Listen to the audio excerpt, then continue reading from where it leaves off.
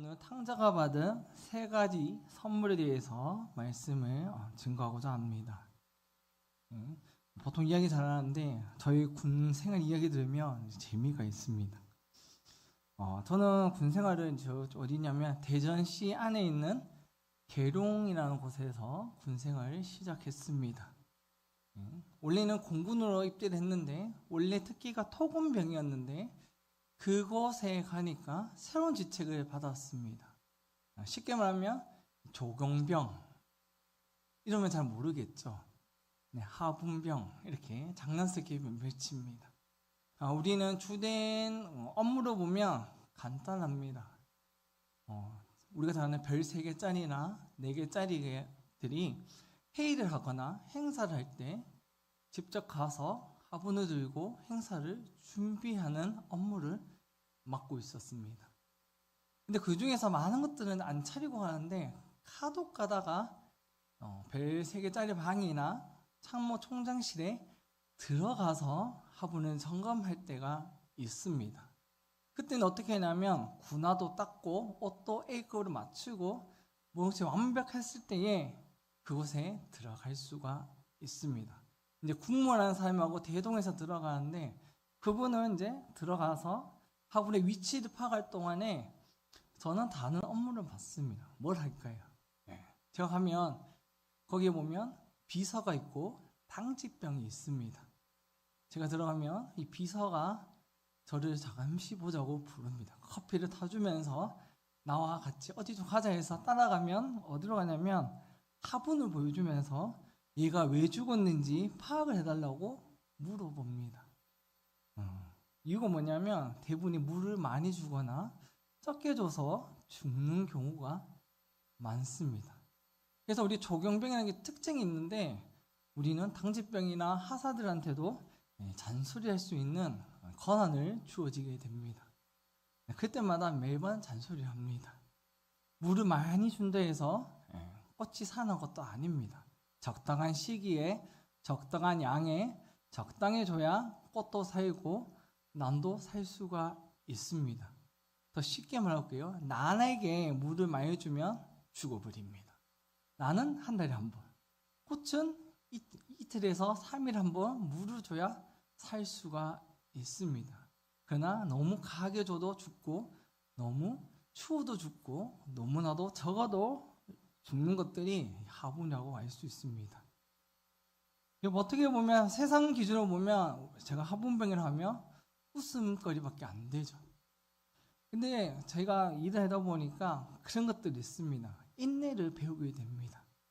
많은 사람들이 많은 화분을 죽어서 보내도 저희는 인내하는 마음으로 그것을 새로운 걸로 교체해주고 웃음을 지으며 원래 있는 자리로 배치하는 의무를 가지게 됩니다.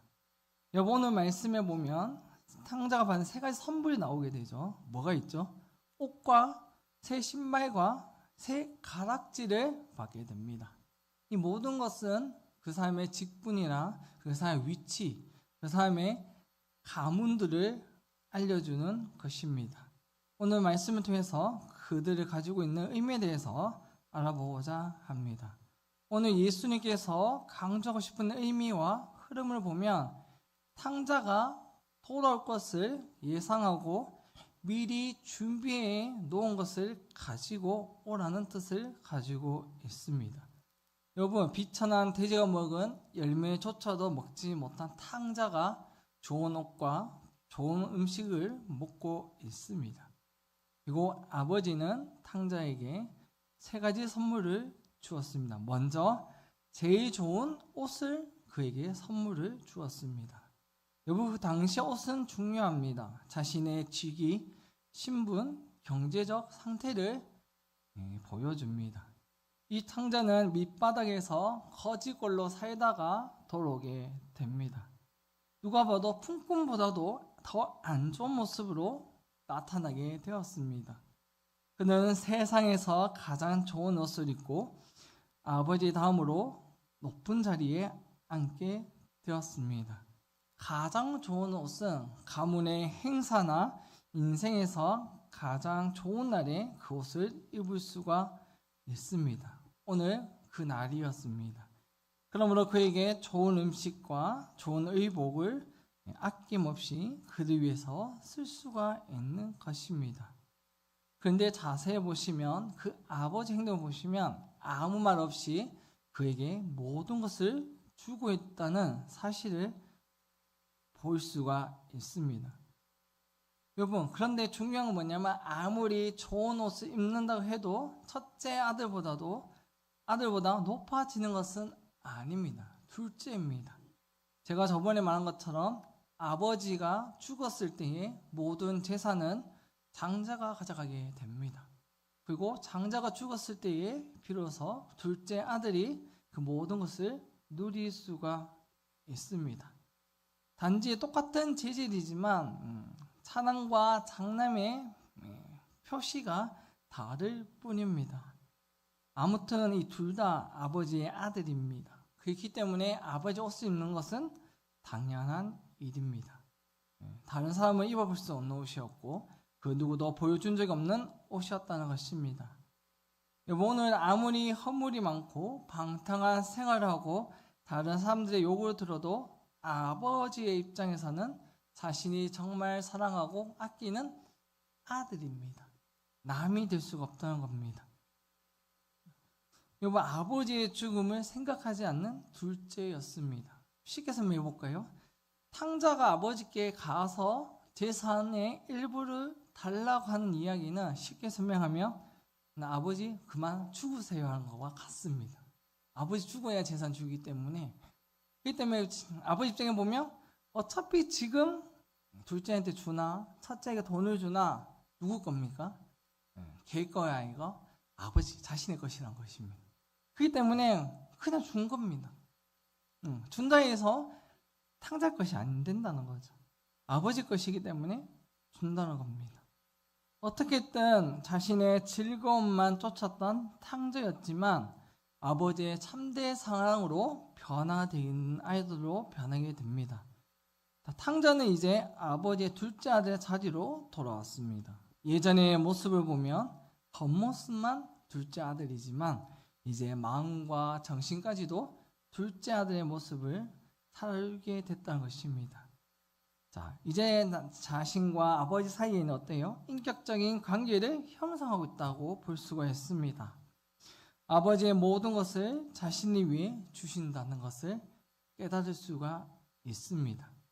여러분, 예수님을 인격적으로 만남으로 우리가 성도된 것도 마찬가지입니다. 우리는 죄인입니다.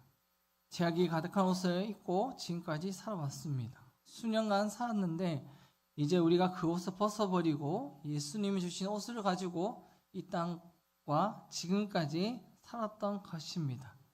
결국 우리가 그 옷을 입고 있었다면 하나님의 진노로 사망의 골짜기로 가는 것이 되지만 이제 우리는 천국으로 갈 수가 있는 것입니다.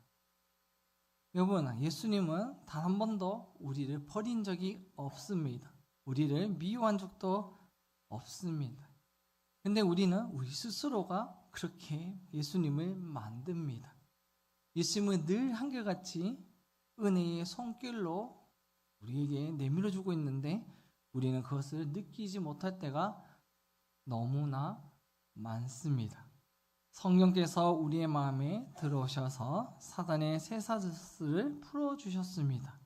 이제 우리가 할 일은 십자가 앞에 무릎을 꿇고 우리의 제대의 모습을 회개하는 것이 우리의 길인 줄로 믿습니다. 여러분, 세상을 위해 출세하고자 했던 마음이 헛된 것이라는 것을 깨닫게 됩니다. 앞으로도 예수님을 닮으며 살아갈 수가 있습니다. 이사야 1장 18절에 이렇게 말합니다. 오라 우리가 서로 변론하자. 너희의 죄가 주홍 같을지라도 눈과 같이 희어질 것이요 진홍같이 붉을지라도 양털같이 희게 되리라. 여기서 이사야 선지자를 통해서 하나님의 약속이 선포되었습니다. 이제 회심하는 죄인에게 이루어지게 되었습니다. 십자가 앞에 엎드리고 주님의 은혜를 받아들이는 자에게는 예수님의 옷을 입게 되었다는 사실을 기억하기를 바랍니다. 이제 우리는 예수님 얼굴을 먼저 보아야 합니다. 좋은 옷을 입었던 그 탕자는 이제 두 번째 선물을 받게 됩니다. 그것은 바로 손에 끼워준 가락지. 제가 말한 것처럼 옷은 어떻습니까? 그 사람의 직분을 나타냈다면 두 번째 반지는 가문을 나타내게 됩니다. 요즘은 그렇지 않지만 제가 초등학교 다닐 때까지는 학교에서 매번 조사하는 것이 있었습니다. 너는 어느 송씨고 어느 팔고 몇 대 손이고 주소, 본적, 요즘 모르겠지만 집에 차는 몇 대고 TV는 몇 개고 희한한 조사를 다 했죠. 근데 요즘 그렇게 조사 안 하잖아요.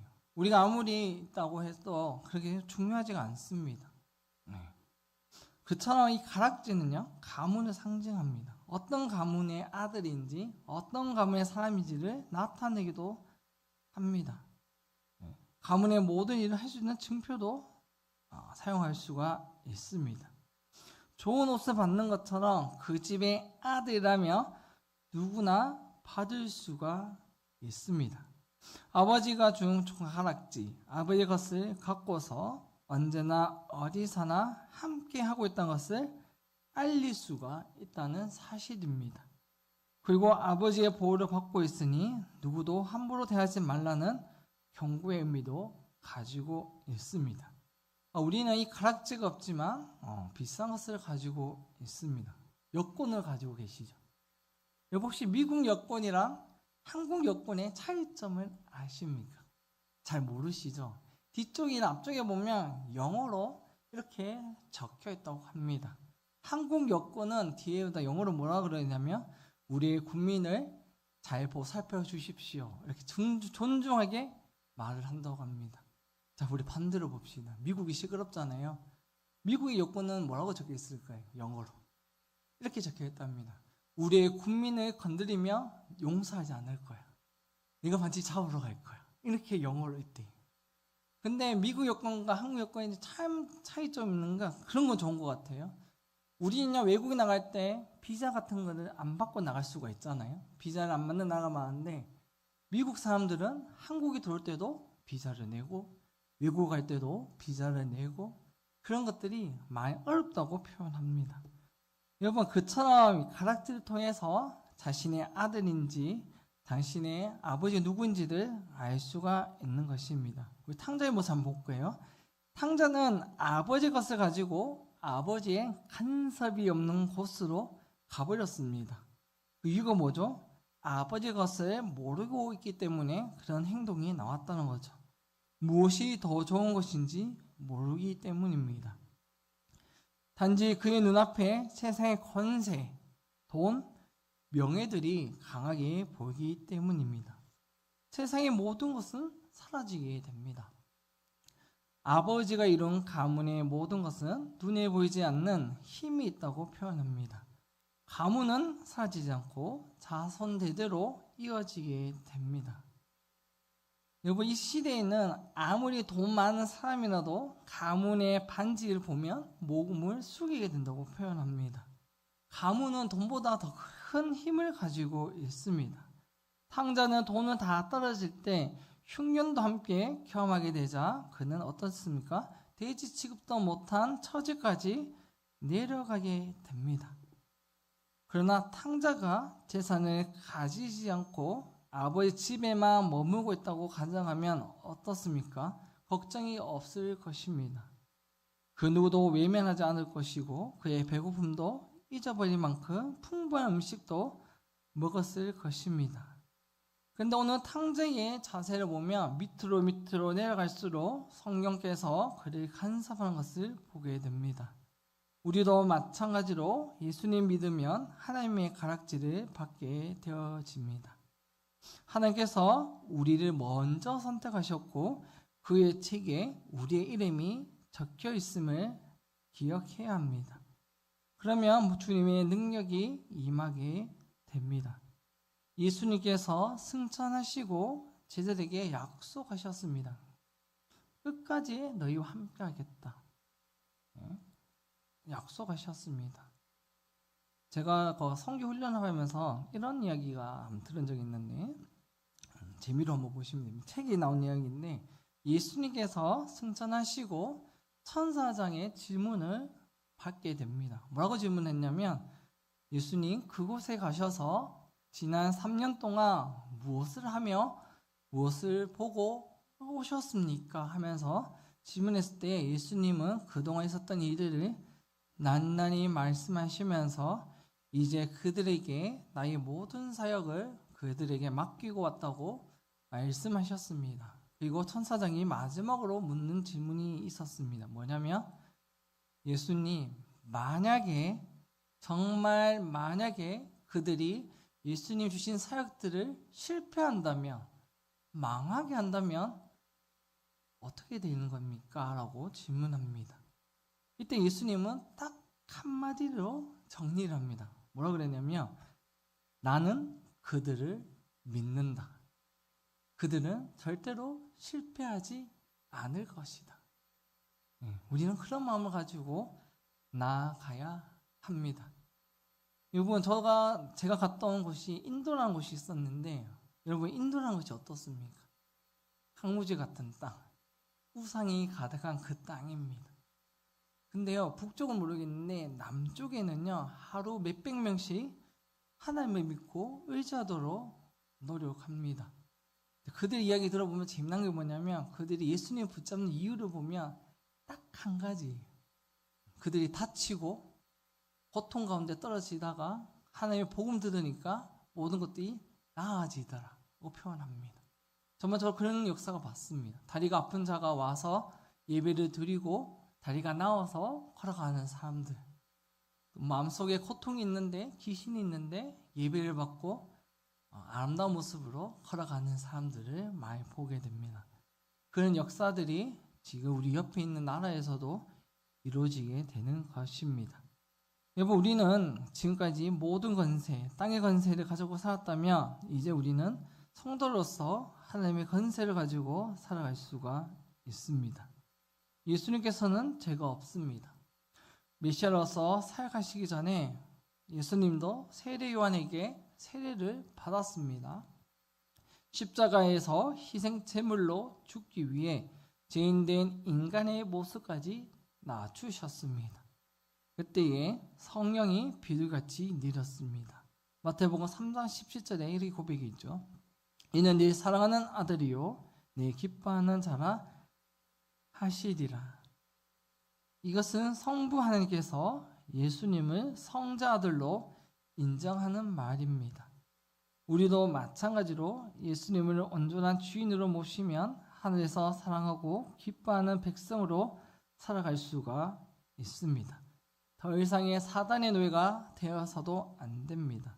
이제 우리는 예수님의 부활의 영광으로 세상과 사단을 이겨내는 하나님의 백성으로 살아갈 수가 있습니다.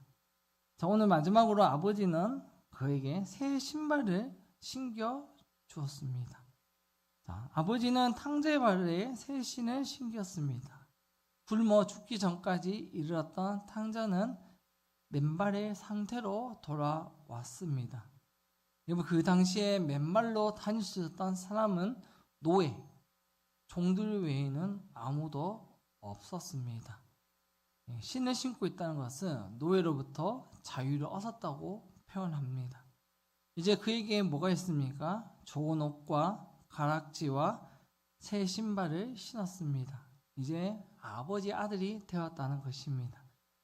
물론 아버지가 그에게 뛰어가서 안음으로 이미 아들의 신분은 회복되었습니다.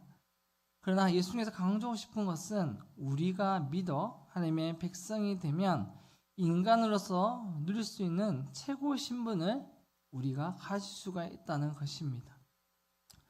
그래서 세상에 줄 수 없는 권능과 함께 언제 어디서든 평강과 자유를 누릴 수가 있습니다.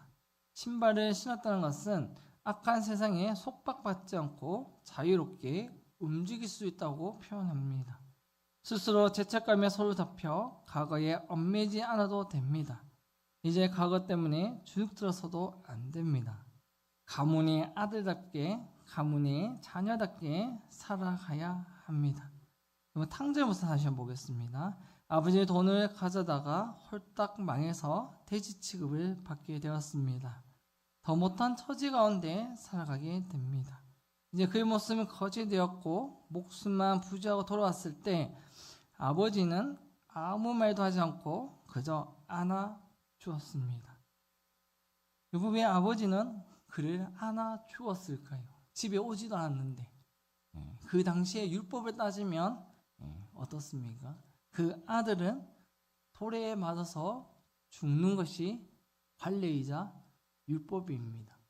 불효도를 했기 때문에 그런 관례를 있어야 합니다.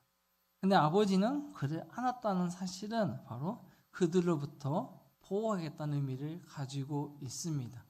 이제 그가 받은 처지를 아버지가 책임지고 아버지가 대신 돌을 맞고 아버지가 대신해서 욕을 듣겠다고 표현하는 것입니다. 그러나 아버지는 그것에 관심을 두지 않고 오직 탕자만을 바라보고 있습니다. 여러분, 세리와 죄인에게 교제하시던 예수님도 마찬가지로 자신에게 돌아올 수모와 핍박을 생각하지 않고 갔습니다. 그들은 유대 사회에서 죄인 취급받으며 소외된 자들이었습니다. 예수님이 마치 죽었다고 생각했던 그 아들이 돌아온 것처럼 기뻐하며 식사를 했습니다. 여러분, 아들로서 자유롭게 행하며 하나님의 소명을 철저히 지키는 종이 되어야 합니다. 우리가 잘 아는 모세는 어떻습니까? 떨기나무 사건으로 그의 신발을 하나님께서 벗으라고 명령했습니다. 그리고 애굽으로 내려가 애굽의 노예로 살고 있는 백성들을 구원하라는 소명을 그에게 주었습니다. 그런데 이 모세는 자신의 처지만 보고 자신의 입술을 보고는 그 명령에 따르지 않았습니다. 긴 설득 끝에 비로소 그의 세상의 신발을 벗고 다시 한 번 더 하나님의 소명이라는 신을 신고 애굽으로 내려갔습니다. 맨발이었던 탕자가 아버지가 준 신발을 신음으로써 다시 그의 아들로 회복되었습니다. 아버지가 당신의 모든 것을 베푸며 인도해 줄 울타리 안에서 완전히 자유를 주신다는 것입니다. 요한복음 8장 32절에 약속하셨습니다. 진리를 알지니 진리가 너희를 자유롭게 하리라. 진리는 십자가 구원의 복음입니다. 예수님이 진리기도 합니다. 하나님의 은혜 안에 가는 성도는 아버지의 일을 행함에 있어서 게으를 이유도 없다는 사실입니다. 아버지의 울타리 안에서 아버지가 시킨 일만 하면 아버지 주신 것을 누리며 살아갈 수가 있습니다. 결론을 정리하면 이제 우리에게 질문을 던져야 합니다. 탕자가 받은 좋은 옷과 가락지와 새 신을 다 가지고 있는가 하는 질문입니다. 여러분, 이 중에서 하나로 빠지면 아들로서의 자격과 행위를 가질 수가 없습니다. 다른 사람이 보아도 완전한 아들로 보지 않습니다. 우리는 예수님을 통하여 깨끗한 옷을 입었습니다. 이것은 잠시 동안 입는 것이 아니라 평생 동안 입으라고 주신 것입니다. 그런데 우리는 예전 입었던 옷을 버리지 못하고 간직할 때가 너무나 많습니다. 이것은 그 시절 잊지 못한 것이 아니라 깨끗한 옷을 입었다는 사실을 기억하지 못하기 때문에 일어난 일이라는 사실을 기억하기를 바랍니다. 우리 스스로 그것을 세탁해서 깨끗하게 입으려고 노력을 합니다. 또한 선한 일로 새 옷을 받으려고도 노력을 합니다. 어떤 사람들은 돈을 모아서 더 좋은 옷을 사기 위해서 노력을 합니다. 그러다 보면 어떻습니까? 예수님께서 주신 흰 옷, 그것은 처하게 보입니다. 이뻐 보이지가 않습니다. 다시 그것을 벗고 나서 새로운 세상의 옷을 입을 때가 너무나 많습니다. 여보, 그런 말이 있잖아요. 세상에 아무리 100만 원짜리, 500만 원짜리 옷이라도 몇 년이 지나고 세월이 지나면 시장에 가면 얼마? 몇천 원 주고 살 수 있는 옷밖에 되지 않는다고 표현합니다. 중고라 그러죠. 그러나 예수님 주신 옷은 어떻습니까? 영원토록 좋은 옷이라는 것입니다. 그 누구도 값을 매길 수 없는 옷입니다. 이 옷을 하나님께서 입혀주신 옷으로 우리가 벗고 싶다고 해서 벗을 수가 없습니다. 또한 이 옷을 입으면 그 누구도 하나님과의 사랑을 끊을 수가 없습니다. 이제 말씀을 정리하겠습니다. 먼저 오늘 탕자는 아버지로부터 3가지 선물을 받았습니다. 먼저 가장 좋은 옷입니다. 이제 죄인의 신분에서 사망의 골짜기로 걸어가지 않고 예수님 십자가를 통하여 하나님의 자녀로서 은혜가 가득한 넘치는 길로 걸어가게 되었습니다. 둘째는 가락지를 받았습니다. 가문의 모든 일과 아버지의 보호를 받고 있다는 것을 상징합니다. 성도는 하나님이 주신 소명에 최선을 다하고 사명에 최선을 다하고 하나님의 보호하심으로 사단의 공격으로부터 승리할 수 있도록 삶을 살아야 합니다. 셋째는 새 신발을 신었습니다. 이것은 더 이상 가거나 잘못에 대하여 묻지 않겠다고 덮어주겠다는 의미를 가지고 있습니다. 쉽게 말하면 그러면 우리는 상대방의 과거, 굳이 펼치지 않아도 되는 문제에 대해서는 덮어주라는 것입니다. 그 필요 없는 것에 그의 과거를 들춰낼 필요가 없다는 것입니다. 덮어줘야 합니다. 하나님의 옷으로 덮어주어야 합니다. 우리는 우리 스스로가 모든 문제를 들출 수가 없습니다. 우리도 하나님의 3가지 선물을 받았다는 것을 생각하며 이 악한 세상 속에서 잘못이 있다면 회심하시기를 바랍니다. 하나님 앞에 무릎을 꿇기를 바랍니다. 하나님의 백성으로서 더 이상 옛모습으로 돌아가지 않는 여러분이 되시기를 간절히 축원드립니다.